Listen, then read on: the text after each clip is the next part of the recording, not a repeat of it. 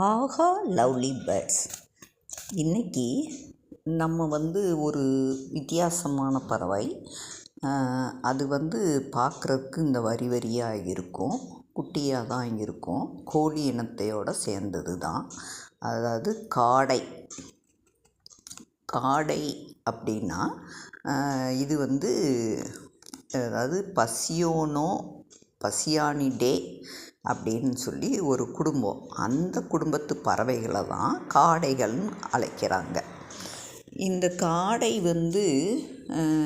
பெரும்பாலும் நிறைய பேரில் இருக்குது. அதாவது நம்ம நார்மலாக பார்க்குற காடைலாம் நாட்டுக்காடை. அதாவது நம்ம கறிக்காக வாங்க போகணும் அப்படின்னா இந்த காடைகள் கிடைக்கும். அடுத்து ஜப்பானிய காடைன்னு ஒன்று இருக்குது. அது கொஞ்சம் கொழு கொழுன்னு நல்லா பொம்மை மாதிரி இருக்கும்.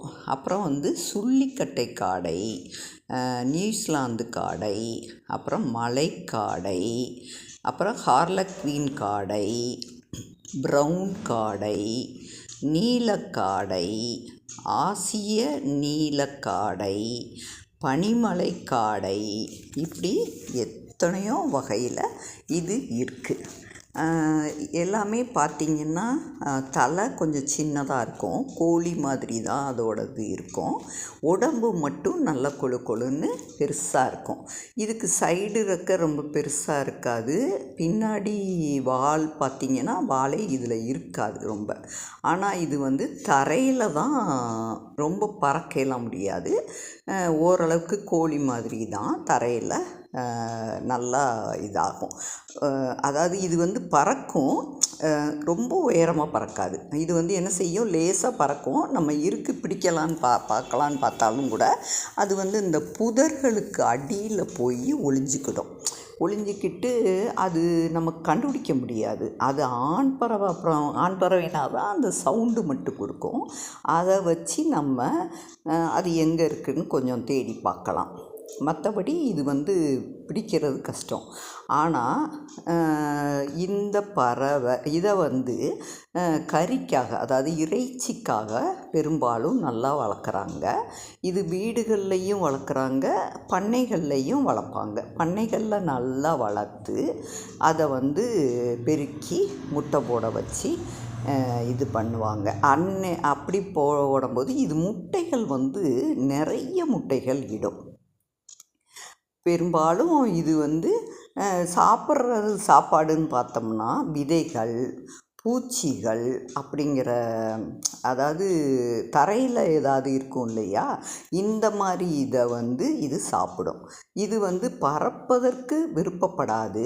பயிர்களுக்கு அடியில் இடையில ஒளிஞ்சிக்கிடும். அதனால் இதை ரொம்ப தூரத்துக்கு பறந்து இது பண்ணுற மாதிரிலாம் இருக்காது. இது அதான் ஆண் பறவையோட ஒளியை வச்சு தான் நம்ம கண்டுபிடிக்க. முட்டை பார்த்திங்கன்னா அதில் ஒரு மாதிரி புள்ளியாக ஒரு மாதிரி வச்சு அந்த மாதிரி இருக்கும் முட்டை. ஆனால் முட்டை நிறைய முட்டையிடும். இது முட்டையிட்டு தரையிலே தான் கூடு கட்டும், நிலத்திலே தான் கூடு கட்டி இது முட்டையிட்டு குஞ்சு பொரிக்கும். இது பெரும்பாலும் நம்ம இனப்பெருக்க இதுனா நம்ம அது 6 முதல் 8 வாரத்தில் இது கொஞ்சம் பரவலாமல் ஆகி இது முட்டை போட்டு குஞ்சு பொரிக்கும்.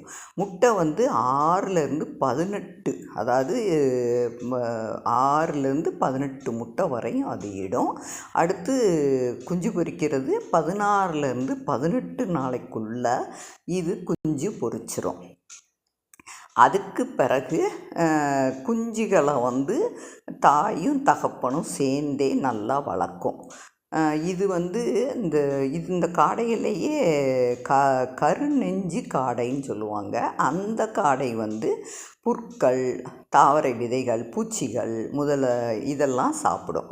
இது பெரும்பாலும் ஜூன் மாதத்தில் தென்மேற்கு பருவமழை தொடங்கிய பிறகு தான் இனப்பெருக்கமே இது பண்ணும்.